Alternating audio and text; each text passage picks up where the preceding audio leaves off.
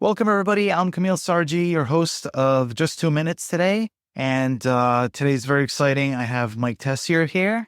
Hey, everybody. Mike, want to tell us about you? What do you do? So I do a lot of different things. I'm a licensed realtor, have been since 2003. I'm also a licensed mortgage loan originator, and I also do commercial lines of insurance and personal lines. So I wear a few different hats, all surrounded in the same environment and businesses that we all work in. So it's exciting times. Yes, for sure. So Mike's here because we want to talk about his background. It's super exciting things that he's been through. All right, so we're going to start our 2 minutes, just random questions. And then we can talk about the exciting stuff. Absolutely. All right, so I'm going to get my timer here. And now, so you're at a fancy restaurant, and you know how they have the utensils everywhere. Which out of the 3 forks is your favorite? Well, depending on what I'm eating, determines which fork I'm going to use. I mean, the salad fork is smaller with less tines than your dinner fork. And there's also your cocktail fork. So it really depends on what's being served. If you were to use just one. I'm a salad fork guy. Smaller bites. Like to chew my food, make sure it's properly digested. Okay. Skateboarding, surfboarding, or snowboarding? All three. All three? All three. Which one's your favorite? Still snowboard. Snowboard? Yeah, the kids and I do double black diamonds. They ski, I snowboard. Have you ever been up so high and didn't realize like how dangerous it was, or how? No, for the most part, I put both the kids on skis at 4. They're way better than I am. I try to keep up with them at this point, but we haven't come across anything yet that we can't handle. Very cool. Are you a city boy or a country boy? City boy. City boy. So why do you hate the country? Oh, I don't hate the country. I love it. I grew up in the city, so I have a lot of city mentality. I live in a town at this point. But the reality of it is it's not much different than a city. We live in different times than, 50 years ago. We're too connected today. Where is this world going to be in 10 years? 10 years, huh? I don't know. I really don't. The only thing I worry about is what today's going to look like and what tomorrow's going to look like. Okay. Very good. What'd you think of that? That was easy. It's good. Random questions. And it's only a couple minutes, right? Because you know full well that if you get over like 3.5 minutes, nobody watching you shit. I seem to get to that turnoff where I'm like 3.5 minutes into some stuff, unless it's like great content that you need to spend a few minutes on. After about 3.5 minutes, I'm like, all right, what else can I be doing while this is playing? Multitask it. Yeah, that's why I chop them up into little shorts. But yeah, the whole interview, there's a lot of good stuff in there. So Mike, you have an awesome background, very interesting. That's why I wanted to bring you here today. So you started with a brokerage and pretty much went from being an agent, and then you started training and becoming this master sales trainer. So true. What ended up happening is when I first got licensed back in 2003, I was in Franklin, Massachusetts, one of the hottest real estate markets in the country at the time. And 6 months into it, I hadn't had a sale. And I was prospecting, doing what limited I could. I had a sale, my first sale. It was $769,000. Got my commission check. This is great. It took me 10 years to sell another house for that value. Don't get me wrong. I figured out I didn't know enough people in the market I was in to stay in that market. I came to the Rhode Island market that we're in because I had more contacts, more leverage to actually do business. I also figured out that I could do 3 sales back in the mid-2000s at $250,000, $300,000 a piece faster than I could get and sell one of those houses for $750,000. So I decided I was going to make it up in volume. So being in Franklin market versus here, what do you think was the reason? You think it was because you knew people? So is that why Rhode Island versus Mass? I was 26 years old. It's very hard to get somebody to hand you the keys to the most valuable possession when you don't know anything about buying or selling a house personally. Like it was a bit of a struggle. when I came to Rhode Island, the people that I knew were at an age where they were starting to buy houses. So they were buying starter homes. At which point it was easier to be their guide. I understood the pieces. I had a great mentor when I came in. He taught me how to prospect and work the business the right way pre-internet. And when the internet came, he was retired at that point when the internet really took over in our industry. And it became, where do we go next? How do we make this work? There were a few years where it was just a transitional market. Then we had the housing fallout in 2008, 07, 08.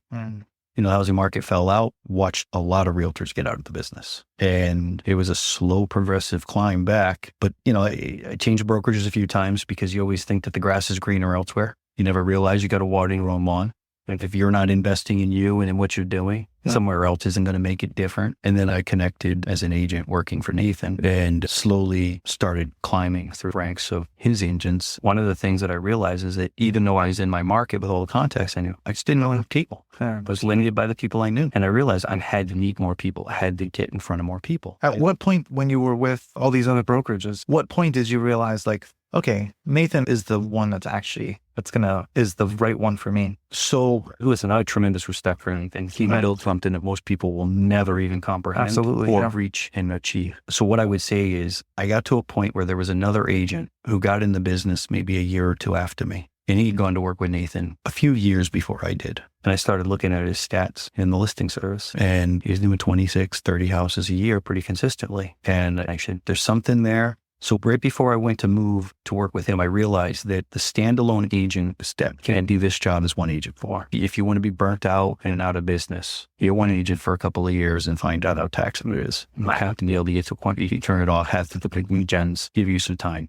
So as I was watching the statistics of this other agent, I flat out said to myself, because I got to believe in yourself first, I said, if you're doing that, I can do double that. I can do twice that. Oh, nice. Competition. So I went to work. I interviewed with a couple of other teams and organizations because I really was at a point where I didn't want to do it by myself. I figured that out pretty quickly in the business. And I went and interviewed with a couple of other teams, and their deal wasn't as good as Nathan's. Everybody complains about Nathan's deal, and his deal was still better than most of the other teams that people think have print deals. They don't.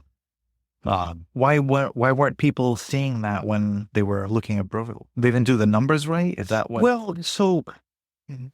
real estate has a lot of people that are more interested in being liked, and I see a lot of friendships or relationships in real estate that are there while you're at the same company.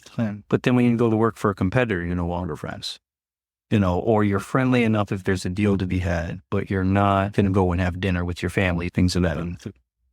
So there's some change that goes on when I change companies and the camaraderie in the business. But as I started looking at the numbers of what they were doing, I started to realize I don't have time to make sure that I get where I'm not being. And one of the first things that we had to learn is that there's a process. Buying and selling real estate is a process. It's not an event. So once I understood the metrics of how to manage the business side of it, which is part of what he teaches you how to run it more like a business, they'll never let us see financials. That's what it is. But when you talk about why other agents don't see the benefits of going there, I don't know that everybody's up on their split. Sometimes they're looking at the wrong numbers. An agent that gets even 90%, or more out of their broker, he usually doesn't get broker services, doesn't get return phone calls timely. And it's nothing more than they have enough meat in the bowl for the broker to want to be invested in what the agents are doing. And you start to figure out that they're focused on those big percentages, doing 4 or less sales a year on average, which is what the average realtor does, is 4 or less.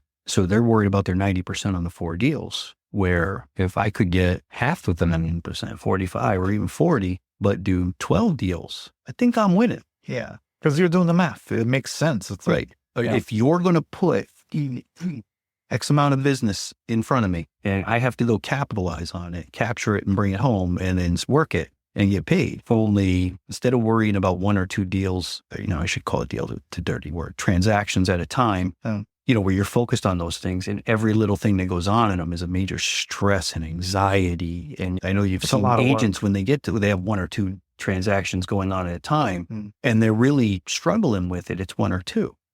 I wrote 15 in a month one time when I was an agent, in February, which is a short month. Yeah. there was 2 other guys in the company that actually did those kind of numbers after me. One did it before me, one did it after me. But I went from selling, 15 houses a year on my own, which is nothing to sneeze at, a decent split, to selling 40 plus a year at a lesser split. But I was doing so much more, over twice the volume. Then I got to about 60 homes a year, and I started to realize that this was good. And I had to work my way up from doing 40 to 60. And there was competition. There was guys that were there ahead of me. They've earned their spots, and I kind of had to push them through. Nathan's cousin worked for us at the time. He would get 3 appointments to my 1, but he would go and sell 2 or 3 more houses a year than me. So my conversion was much better. But these are things, I didn't know these things until I got into the management. And then they were like, well, yeah, we used to send you on the hard stuff. We used to send you on this. The flat out story. They were like, oh yeah, we full well knew. And we looked at some of these things like, you were the fit for this one. They're like, some of these guys work a better price point market. They're down in South County selling higher end homes, but you sell the hardest. That's easy. Wow. And so you were still selling them, like they were giving you the hard stuff and you were still selling. Multifamily is 5, 6 units, 3 units. At this point now, when somebody's got a multifamily and they want to start negotiating commission, we go the wrong way. They want to go down while I'm going up. I've had to explain to people like, I'm sorry, you got a 3 unit here and you don't live in it? And I got 4 masters? I got 4 people I got to work with? I'm going to have to charge you 4 times the cost. Yeah. Nobody wants to hear that, especially investor. It is a lot of work. And I got to tell you, the tenants don't want to show. They're like, oh, I'm busy. I need 48 hours. You can't do this. Like, well, I'm going to throw out a gem right here. I wouldn't take a multifamily listing once I got to understand how to run the business properly if I had to notify the tenants. And I would flat out pass on it at the table if the seller wasn't going to notify the tenants. I'm telling this, I'm not interested. There's not enough money to even pay me to do this if you're not going to be involved. And I'd have to explain to them, we're in this together. And your bosses over there and going to get in our way.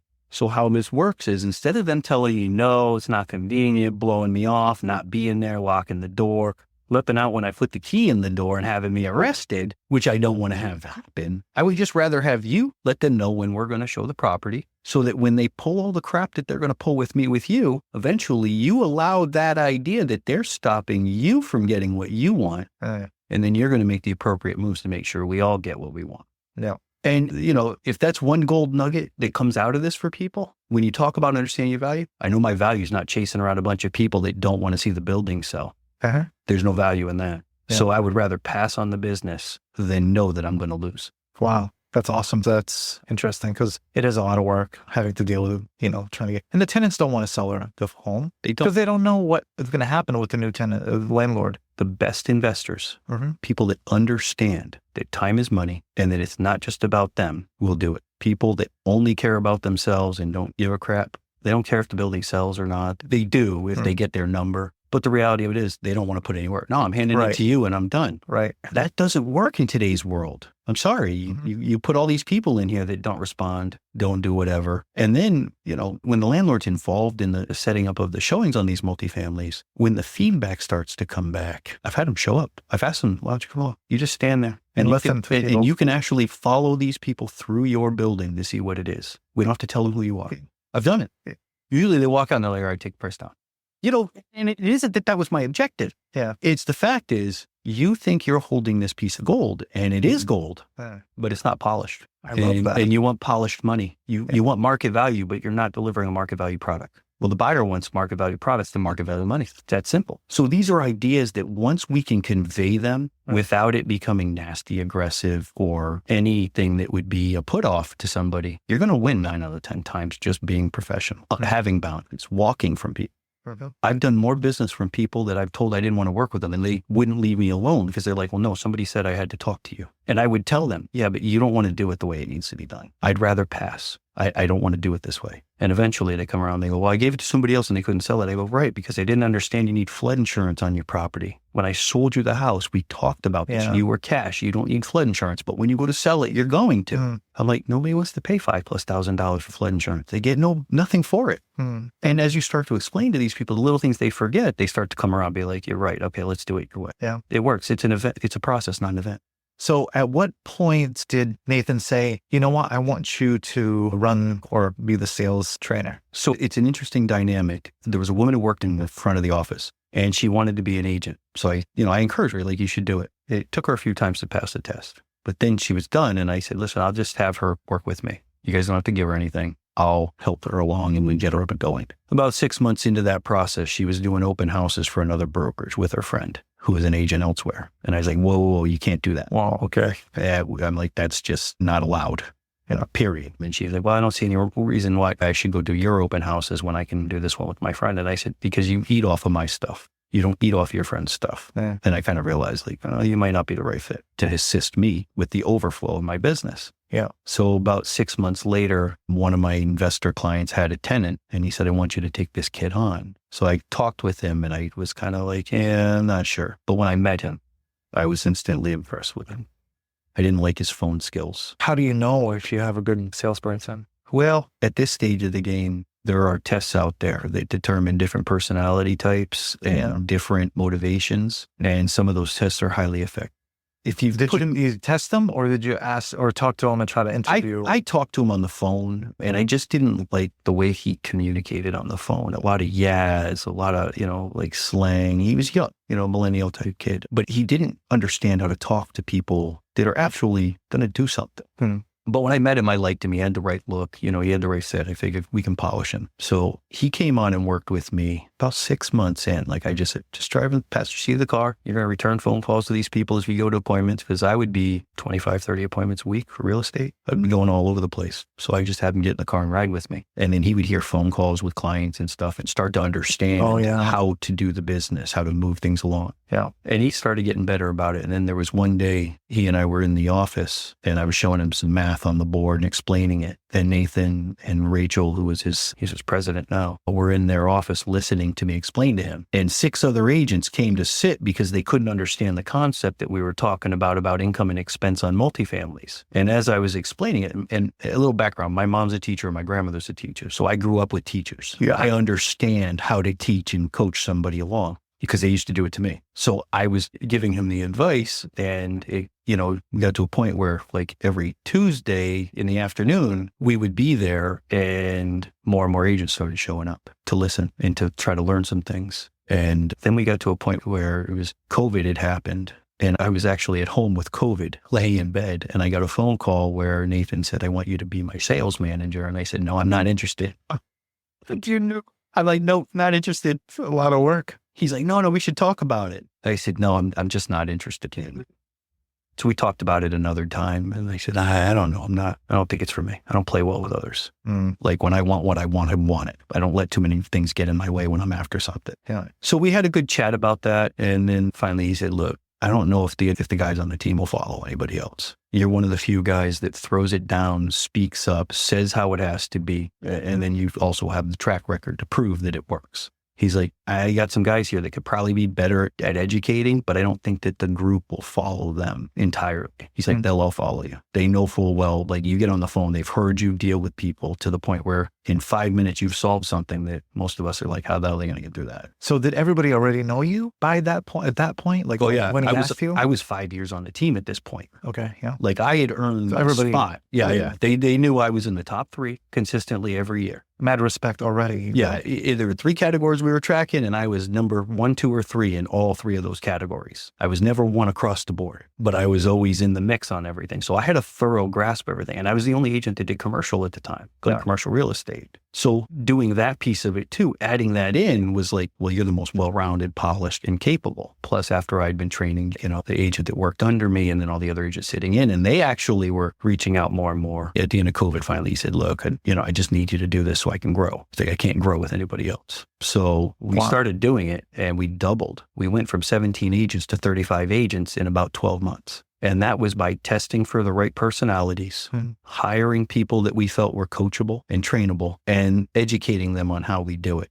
It wasn't pleasant. And I would tell you we had about maybe a 40% stick rate. So I would hire 5 to keep 2. Wow. Okay. Because in 30 to 60 days. On top of like interviewing them and making sure they're good, the 5 that you thought would be perfect, only 2 would stay. Right. So we would start training. Okay. And the train. Okay. So we would do like a full week training.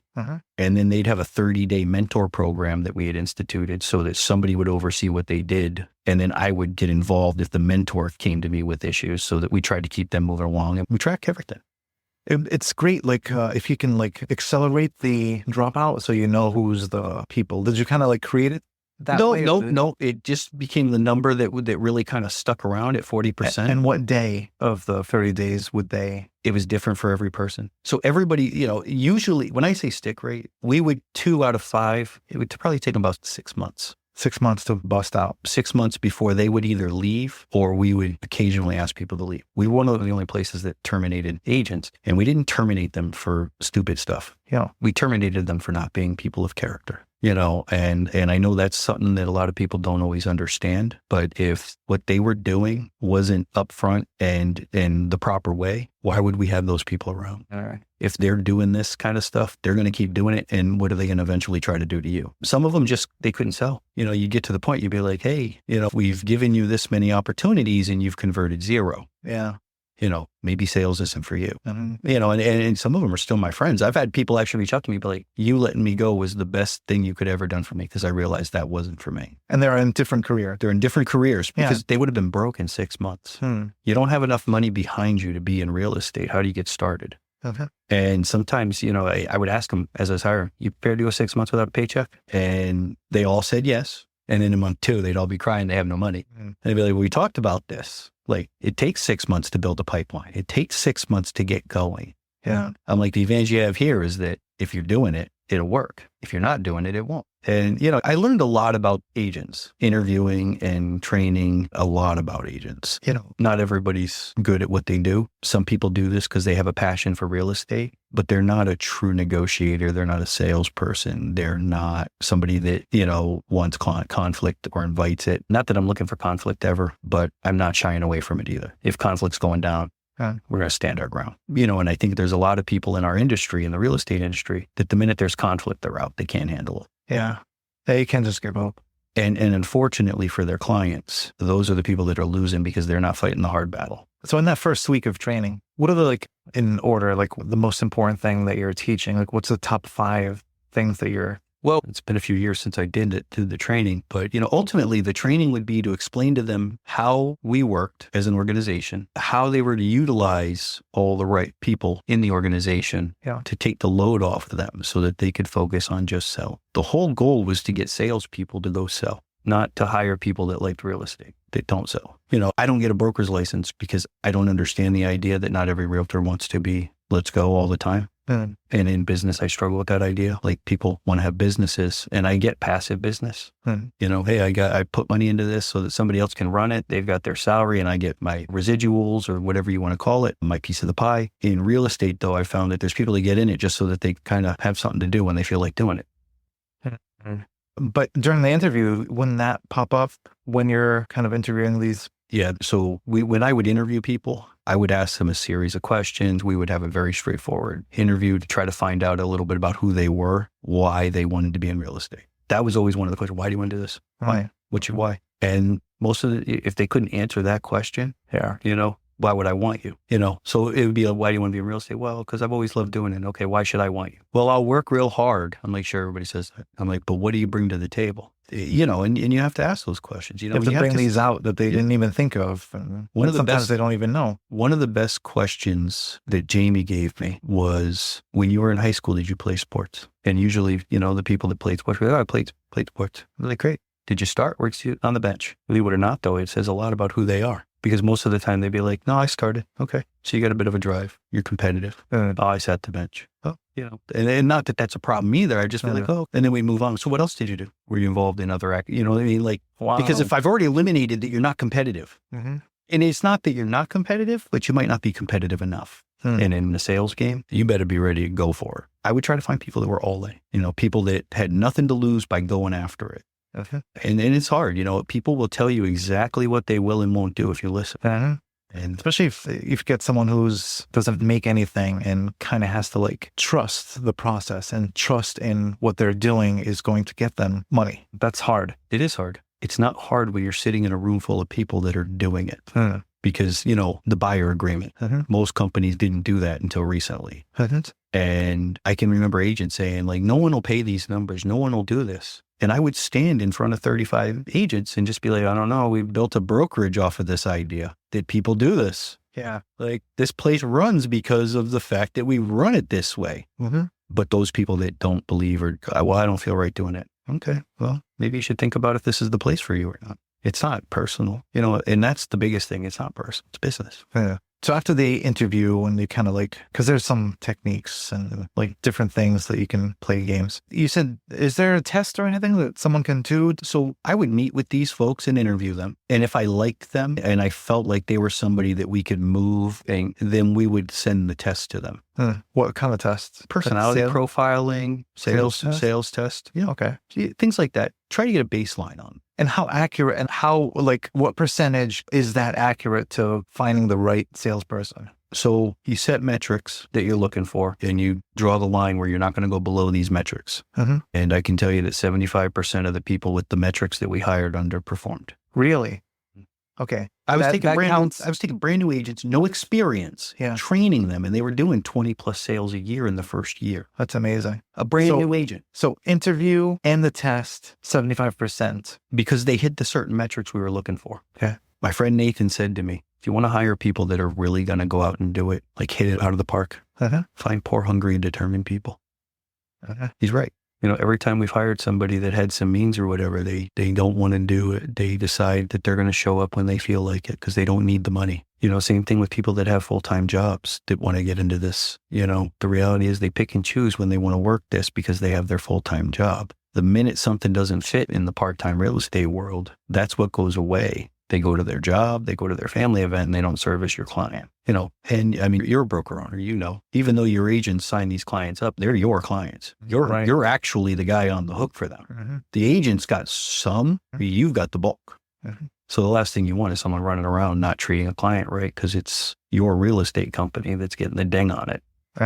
So now that you have these perfect candidates, new agents, what does it take to get them to be high producing agents? I mean, besides the support and the opportunities. You got to find them qualified opportunities. And then there's a piece where goal setting is important. They have to have goals. There has to be some sort of accountability. Again, running a team like a business versus running a real estate office hoping they want to be in business is different. And for me, that's my journey since parting with them and going to a few other brokerages. I realized not everybody wants to run their business this way. And that's fine. Everybody should run their business the way they want. But when I look at some of the things and they're always thinking that it's going to be better elsewhere, the question is, how come you haven't invested in you yet to make it better? And, everywhere I've gone in my journey has been to improve myself, not to just figure out if I can make it, better over there and easier. Like, I'm not looking for the easier path. Yeah, it's clearly not the road. But I would get them through the test. I would get them trained. I would get them in front of qualified prospects. And the trained part, what are you training? We would role play. We would go over procedure. We would go over documents. We would go over terminology to insert into contracts and terminology to never allow in a contract. And we would drive the point, like, don't just roll over. If the contract's not right, if it's not meeting these standards, stop the car, pull it over, take a breath, whatever you got to do, go back to the table and let them know this and this and this have to be corrected. And we would try to teach them how to read the contract, how to understand it, how to understand that everything you put into the contract has a cause and an effect. I worked with a very gifted agent who used to put redundant cycles in her contracts to the point where, like, you couldn't remove it. I mean, you could, but it was like, if this doesn't happen, then this won't. And I'd be like, you got to take that stuff out. I'm like, all you're doing is creating a situation based off a document that either they surrender or they don't. Like, it's already accounted for. You're just making it redundant. Like I said, she was gifted, but she overthought it really badly. Hopefully those things have changed since she's moved on. But yeah, we would teach them how to manage the transaction, how to interact. It's hard to teach people to be on time. It's hard to tell people to get dressed, but you have to do it. Like, we're professionals. There's nothing worse than when you show up to somebody who just came off the golf course, with sweat running down their head. Listen, I love golfing. I'm not a great golfer, but I love to golf. But I don't rush from the golf course to an appointment. I show up dressed to do business, and that was a hard lesson to learn, but it's important. People want to be professional, but they don't want to be professional all the time. Right. And to some degree, like on the weekends, if I'm out and someone's asking me questions, and I'm with my family or whatever, I'll be like, listen, I'd love to chat with you. Why don't you give me a call by the day? We'll make it time. I'll come out and meet you. I'll have coffee with you, whatever, because the reality is I want to have this conversation, just not on my family's time. We can't borrow family time for business anymore. Because you've done that in the past. Like, You're cheating on at your a family point. with your business. Yeah. You can only serve so many people, and at some point you got to be in the moment. Mm-hmm. So yeah, you got to turn it off. But you have to be able to afford to do those things too. Mm-hmm. Some agents, need to build enough business that they can pick and choose. Yeah. Choice is important. Great information. So do you go out with the agent on a showing or a listing appointment? Or you've done a lot of role play that you don't even need to? So we did a lot of role play. And then, if it was a listing appointment, we would have the newer agents, once they mastered working buyers, then you start teaching them how to work a listing. Because if you don't understand what a buyer's going through buying a house, how are you ever going to explain it to the seller when the seller's got their own issues going through their heads on this stuff? Yeah. So usually you'd have to be with us and have a track record, for listings. But yeah, we would send you out on appointments with another agent to see how he did it. I would go out with the agent when they would have their opportunities. And for the first 5 or so, I would just do the listing appointment, secure the listing, let them run it so that they would at least have the experience of the business on the back end. I would go get it. Yeah. I'd bring it in and I would ask them flat out, like, what's the number? What's the percentage we're charging here? And they'd be like, blah, blah, blah. I'd be like, okay, so I'm going to try to get more. I'm like, and let them negotiate. I'm like, but if that's the bottom, that's the bottom. All right. And I would just go and get it. And they would learn a lot, and there were a lot of times where I would have to go meet with their clients with them to go over home inspection. So, as the sales manager and the trainer, it really did take time at nights and weekends on top of the full workload of going to make sure that they're successful. Eventually, you get to a point where the statistics are in their favor, where it's like, I don't need to go with you anymore. You can do the job. I would go with them for the first 5. Okay. I was going to ask how many. It was about how many 5. times? And I would help them secure the first 2 or 3. Then I would have them do it. And I was there to make sure we didn't lose. Like, you run the process. I'm just here to observe. And we would tell them flat out, just here to observe. Wouldn't tell them exactly who I was. I'd just be like, no, I'm new, whatever. And I would just sit there. And then there's a slide that had my picture, when we were doing presentations. So that would come up and they'd look at me and I'd be like, come back. I might be that guy. And then they would have questions like, oh, what are they new or whatever? And I'd be like, no, they've been with us for over a year. I'm like, I'm just here to make sure it's a quality control thing, and it really was a quality control thing. Like, let's make sure that we're hitting the numbers, we're hitting the standards. Everybody thinks that everybody runs their business differently than they do. When you actually see how people run their business, it's either good or it's not. What works for one may not work for another. I like structure. I like discipline. I like goal setting. I like achievement, accountability. Those are the things that drive everybody. People that don't like that stuff, they're not really the people I was looking for. So all these things that you take into consideration as you're like building your sales training, how many hours in a day should someone put into real estate? Depends. Because, you don't want to light nights and weekends. I mean, if you were aiming it right and doing it right. If you're not working 50 hours a week as a full-time real estate professional, you're not a full-timer. That's truth. And while you're going to give up your Saturdays and your Sundays pretty regularly, and you're going to give up some weeknights pretty regularly, you got to account for those 3-4 hour blocks somewhere. I shouldn't even generalize that, but the average person, if they're working 3 to 4 hours at night, means they're going to start their day 3 to 4 hours later in the day, or they're going to take a block in between for themselves unless they have another job. But I would find to do 40 plus sales, it's Monday through Friday of setting it up so that you can work the nights and the weekends. So it's really like 60 plus hours to do volume, to handle that much of a load. Yeah. Wow. So when you think about those things, it's definitely, you got to have the right personality and mindset to go chase that kind of business. Well, the average agent's pretty happy doing 1 or 2 a month. 2 a month's a good life. It's a good living. 1 a month pays the bills. You might be a little bit broke here and there, and, have a little debt you're carrying, and you also don't want to get in trouble with the tax man. Because once that happens, it's a slippery slope. Yeah. So if we were to take someone and throw them in middle America where they don't know anybody, what do you suggest for them? How do they become a successful agent? Well, I would think if you're taking somebody, an experienced agent or someone fresh, no experience. Experienced agent. Experienced agent, you drop them in the Midwest with no contacts. What should they do? Well, the first thing they should do is probably go meet with every loan officer and title attorney in their market and start building up a network through that, because the loan officers are going to be looking to build that relationship. and, you don't know anybody. So now you need to get invited to some networking events where you might actually meet somebody, or get to a point where you start getting a loan officer that wants to partner with you to host home buying seminars so you can actually try to meet with people. I would say to have that person do some credit services so that they can start thinking about the high hanging fruit, not just the low hanging fruit of, hey, these people have a 620 credit score and, they can get a mortgage, but they'd like to get a little bit of a better rate. We're going to put them on ice for 6 months and then not ghost that person. Like, stay in the present with them, because all their friends are going to hear like, oh, this realtor's helping me fix credit. He's got me connected with a loan officer that's doing this, so that I can absolutely get this done the right way and get them to buyability so that they win. And when they win, I win. And it has to be a win-win. That's the thing the agent doesn't realize, or most agents need to realize, is that it has to be a win-win. If your client wins, you win. If the client wins and you don't win, then you didn't set up the expectation or your paperwork properly, and that's just what it is. We talked earlier before we got on the podcast, about agreements and enforcing them. And what I've found is that if you set up your agreements properly, you should always be able to come out with enough to feed your family and move forward. What was that feeling like when you trained a new agent, and then you saw them become super successful, getting awards? And what was that feeling like? Oh, a huge sense of pride, like a father pride. I nurtured this person. I gave them some tough love some days, but I always had their interests in their back. And my team knew that. Like, the people that worked under me, they knew full well that if they called me at 10 o'clock on a Tuesday, I would still take their call. If they needed me to go meet with somebody because they were struggling, I would do it. If it was 7 o'clock at night, I really had their backs. I went and fought the hard battles for them. If I knew the contacts, if I knew who was involved and I had a relationship, I would get heavily involved. The goal was just make them successful, and when they were successful, I was successful. So it was a good fit. Their interest was at heart. I mean, you've changed so many people's lives. It must be amazing. I have a lot of people that I still am in contact with that I used to work with that absolutely still reach out to me for advice. Like, hey, what do you think of this or that? I tell them all the time, I'm always here. I'm always available.